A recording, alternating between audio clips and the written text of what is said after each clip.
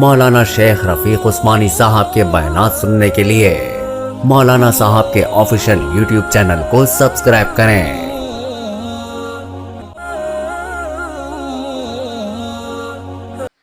حضرت فاروق اعظم رضی اللہ تعالی عنہ حضور صلی اللہ علیہ وسلم کے دوسرے خلیفہ ہیں۔ ان کے دور خلافت میں مسلمانوں کو بہت زیادہ فتوحات حاصل ہوئی، یہاں تک کہ کیسر و کسریٰ کو بھی شکست دیا، ان کے محلات مسلمانوں کے قبضے میں آئے،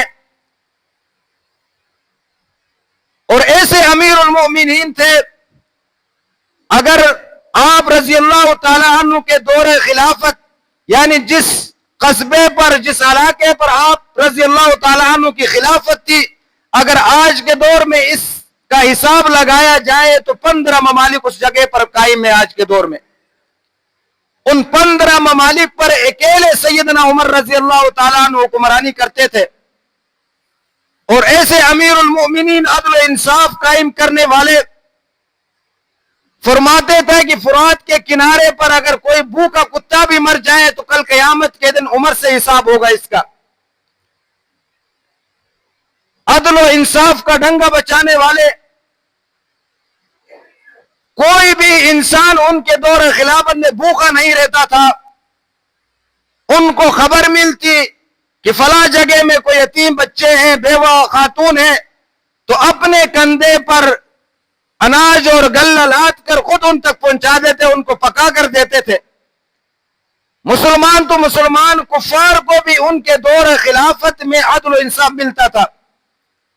اتنے بڑے حاکم آج کے دور میں، ان کے دور خلافت کا رقبہ 15 ممالک اس جگہ پر قائم ہے۔ اتنی بڑی سلطنت کے حاکم، اتنے بڑے حکمران اپنے وزراء اور سفیروں کو اور اپنے وزیروں کو کیا حکم جاری فرماتے ہیں؟ حضرت امام مالک رحمت اللہ علیہ نے وہ لفظ بلفظ اپنی کتاب موطا کے اندر لکھا ہے کہ امیر المومنین رضی اللہ تعالیٰ عنہ نے اپنے وزیروں اور مشیروں کو یہ فرمان جاری فرمایا تھا کہ میرے نزدیک سب سے اہم چیز، تمام کاموں سے اہم چیز نماز ہے۔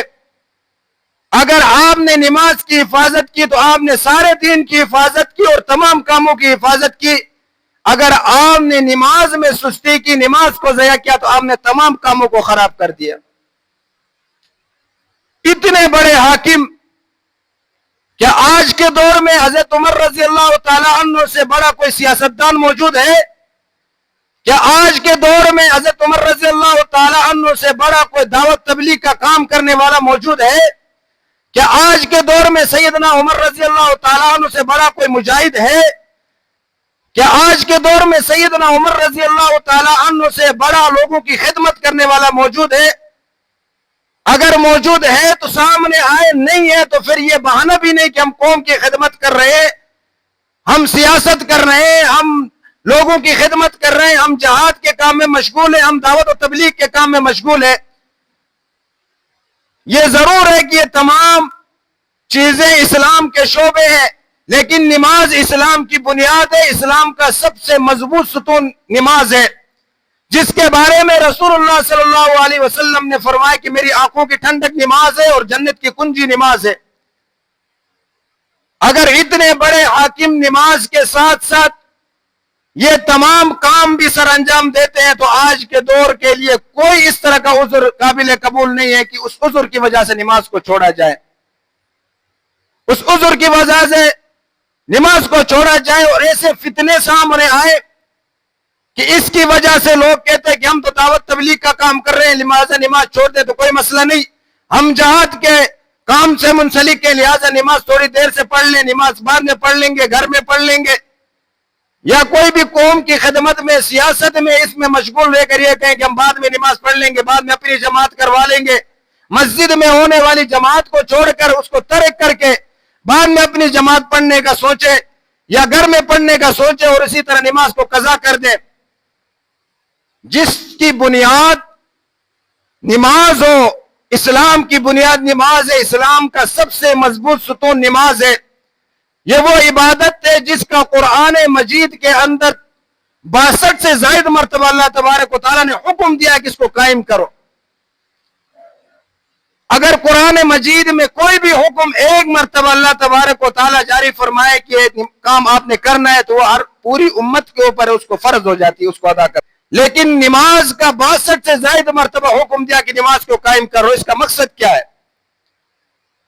یہ مت سوچے کہ یہ روزانہ پڑھنے والی روٹین کی چیز ہے, بعد میں ادا کر لیں گے, قضا پڑھ لیں گے, گھر میں پڑھ لیں گے. نہیں, بلکہ اللہ تبارک و تعالیٰ نے بار بار ذکر اس لیے فرمایا کہ اس کی اہمیت بتائی ہے کہ نماز روٹین کی چیز نہیں, نماز تمہاروں پر فرض کر دی گئی ہے. آج دوستوں کے ساتھ بیٹھے ہوئے ہیں, نماز چھوڑ دی جماعت کی. گھر میں چائے پی رہے ہیں, نماز چھوڑ دی جماعت کی. کاروبار میں لگے ہوئے, جماعت چھوڑ دی نماز کی. دوستوں کے ساتھ گپ شپ میں لگے, جماعت چھوڑ دی نماز کی. جب نماز کی کو روزانہ کی روٹین والی چیز سمجھ کر چھوڑ دیا جاتا ہے تو پھر کوئی بھی کام آپ کا درست نہیں ہو سکتا ہے. سب سے اہم چیز نماز ہے. اگر نماز کو روٹین کی چیز ہے تو پھر کاروبار بھی تو روٹین کا چیز ہے, تجارت بھی تو روٹین کی چیز ہے. دفتر کبھی آپ اپنے ٹائم سے لیٹ گئے, آپ کو باتیں سننی پڑے گی. آپ کو اگر کوئی دکان کا ملازم ہے تو اس کو باتیں سننی پڑیں گی کہ آپ لیٹ کیوں آئے, دکان لیٹ کیوں کھولی ہے. لیکن واحد اللہ کا گھر ہے, اللہ کی عبادت ہے, وہاں پر اپنی مرضی چلاتے. سب سے بڑا حاکم جس نے تمام نعمتیں اور اپنے آپ کو کافروں کے ساتھ قیاس کرنے لگ جاتے ہیں تو وہ کافروں کو دیکھو وہ کون سی نماز پڑھتے, وہ تو کامیاب ہے. انہوں نے اپنے جہاز تیار کر لیے, انہوں نے ٹیکنالوجی تیار کر لی, انہوں نے فلاں چاند تک پہنچ گئے, آسمانوں تک پہنچ گئے, وہ کون سی نماز پڑھتے. یاد رکھو اللہ تبارک و تعالیٰ نے مسلمانوں کے لیے الگ قانون رکھا ہے, کفار کے لیے الگ قانون بنایا ہے. اپنے آپ کو کفار کے ساتھ قیاس نہ کرو. آپ محمد الرسول اللہ صلی اللہ علیہ وسلم کی امت میں سے ہو, آپ نے محمد الرسول اللہ صلی اللہ علیہ وسلم کا کلمہ پڑھا ہے. آپ کا نبی آخری نبی ہے, آپ کا نبی قیامت تک کے لیے نبی ہے, آپ پر آنے والے قرآن مجید قیامت تک کے لیے ہے, اور آپ اپنے آپ کو اتنا معمولی بنا کر کفار کے ساتھ قیاس کر لیتے, وہ تو کامیاب ہے, ہم نہ پڑھ لیں تو کون سے ناکام ہو جائیں گے. کفار کے ساتھ اپنے آپ کو قیاس نہ کرو کہ انہوں نے ٹیکنالوجی بنا لی, نماز کون سی پڑھتے, جہاز بنا لیے, نماز کون سی پڑھتے. اللہ تبارک و تعالیٰ نے کفار اور مسلمانوں کے درمیان الگ الگ قانون رکھا ہے. کیا کفار کے لیے بتایا کہ میں نے آپ لوگوں کے لیے جنت تیار کر کے رکھی ہے؟ جنت میں آپ کے لیے بہت ساری نعمتیں, جن نعمتوں کا نہ تمہارے کانوں نے سنا ہے, نہ تمہاری آنکھوں نے کبھی دیکھا ہے, نہ تمہارے دل میں کبھی خیال آئے, ایسی نعمتیں ہم نے تیار کر کے رکھی. کیا کفار کے لیے ایسے بتایا کبھی اللہ تعالیٰ نے؟ یہ مومن بندے کے لیے بتایا کہ ہم نے ایسی نعمتیں آپ کے لیے جنت میں تیار کر کے رکھی ہے کہ نہ آپ کے کانوں نے کبھی سنا ہوگا, نہ کبھی آپ نے کسی کی زبان سے سنا ہوگا, نہ دل میں کبھی آپ کا اس نعمت کے بارے میں خیال آیا ہوگا. ایسی نعمتیں ہم نے جنت میں تیار کر کے رکھی ہیں. یہ تو مومن بندے کے لیے. پھر اپنے آپ کو کفار کے ساتھ قیاس کیوں کرتے ہو؟ یہ لوگ کہتے ہوئے میں نے سنا ہے کہ کفار نماز نہیں پڑھتے, تو وہ تو بہت بڑے کامیاب لوگ ہیں. اپنے آپ کو کفار کے ساتھ قیاس نہ کرو, اپنے آپ کو مومن بندے کے ساتھ قیاس کرو کہ میں مسلمان ہوں, مجھ پر نماز فرض کر دی گئی. ایک مرتبہ نہیں, قرآن مجید نے 62 سے زائد مرتبہ مجھ پر حکم دیا کہ نماز پڑھو, اہمیت بتانے کے لیے. آج ہم چھوٹے چھوٹے کاموں کے لیے نماز کو چھوڑ دیتے ہیں اور پھر شکوے کرتے ہیں, اور پھر ناشکری کے الفاظ ہمارے منہ سے نکل جاتے ہیں. کام صحیح نہیں چل رہا ہے, پریشانیاں ہیں, ایک کام پورا کرو دوسرا کام کھڑا ہو جاتا ہے. یہ پریشانیوں کا آنا جانا یہ ہماری عبادات میں کمی کی وجہ سے. اگر ہم اپنی عبادات کو, اللہ کے احکامات کو رسول اللہ صلی اللہ علیہ وسلم کے طریقے کے مطابق ادا کرتے تو کبھی بھی ہمارے اوپر اس طرح کی پریشانیاں نہ آتی. ہماری پریشانیوں کا سبب ہمارے اعمال ہے. ہماری بدعمالیوں کی وجہ سے ہمارے اوپر یہ اسباب پیدا ہوتے ہیں, مصیبتیں آتی, مشکلات آ رہی, تکلیفیں آتی ہیں. آج ہماری نماز کو دیکھ, ہماری نماز بعض لوگوں کو میں دیکھ کر حیران ہو جاتا ہوں کہ وہ نماز کس طرح ادا کرتے ہیں. فرض جماعت کے لیے 3 منٹ یا 2 منٹ ہوتے ہیں, وہ کھڑے ہو جاتی, 4 سنتوں کو اس انداز میں پڑھتے ہیں کہ پتہ نہیں وہ الحمدللہ بھی پڑھتے ہیں, رکوع کس طرح کرتے ہیں, نہ ان کے رکوع کا پتہ ہوتا, نہ قیام کا پتہ ہوتا ہے. کئی مرتبہ میں نے جمعے کے بیان کے اندر بتایا کہ قرآن سیکھنا ہے, نماز کا طریقہ سیکھنا ہے. رسول اللہ صلی اللہ علیہ وسلم کی ایک حدیث یاد آئی کہ آپ صلی اللہ علیہ وسلم تشریف فرماتے, ایک شخص آئے مسجد میں, نماز پڑھی, نکلنے لگے تو آپ صلی اللہ علیہ وسلم نے فرمایا کہ آپ نے نماز نہیں پڑھی, دوبارہ ادا کریں. پھر اس شخص نے نماز پڑھی, پھر چلے گئے, پھر آپ صلی اللہ علیہ وسلم نے بلا کر فرمایا کہ آپ نے نماز نہیں پڑھی, پھر ادا کریں. 3 मरतबा आप सल्लल्लाहु अलैहि वसल्लम ने शख्स से नमाज पढ़वाई। मतलब क्या है? क्या वो नमाज नहीं पढ़ता था जिस तरह हम पढ़ते? हमने देखा देखी जिस तरह बड़ों ने पढ़ा है उसी तरह हमने पढ़ना। हमने कभी नहीं सोचा कि आप सल्लल्लाहु अलैहि वसल्लम की नमाज किस तरह थी, आप सल्लल्लाहु अलैहि वसल्लम का रुकू किस तरह था, सजदा किस तरह था, क़ियाम किस तरह था। हमने कभी भी उलमा से नहीं, बस सिर्फ जिस तरह हमने बड़ों को देखा है उसी अंदाज में हमने आबा व अजदाद को देखा देखी नमाज पढ़ी है। कभी भी हमने ये नहीं सोचा कि हम क्या रसूलुल्लाह सल्लल्लाहु अलैहि वसल्लम की नमाज जैसी नमाज पढ़ते या नहीं पढ़ते। न रुकू का पता होता है, न क़ियाम का पता होता है। मैं अपनी हुज्जत पूरी कर रहा हूं, मैं फी सबीलिल्लाह, किसी से कोई फीस नहीं। मैं आपकी मस्जिद का इमाम हूं, मेरे ऊपर फर्ज है कि मैं आपकी नमाज को दुरुस्त करवाऊं, आपकी किरात को दुरुस्त करवाऊं, मेरे ऊपर फर्ज है। मैं फी सबीलिल्लाह ये काम सर अंजाम देने के लिए तैयार हूं। कई मरतबा ऐलान करते, किसी एक शख्स ने भी हाथ नहीं उठाया कि मैं आज के बाद आपके पास आकर कुरान की एक आयत सीखूंगा, नमाज की रकात, नमाज की सुन्नतों को, नमाज के कायदे को, नमाज के रुकू को, नमाज के कुव्वत को मैं सीखूंगा आपसे। कोई एक शख्स भी नहीं आया।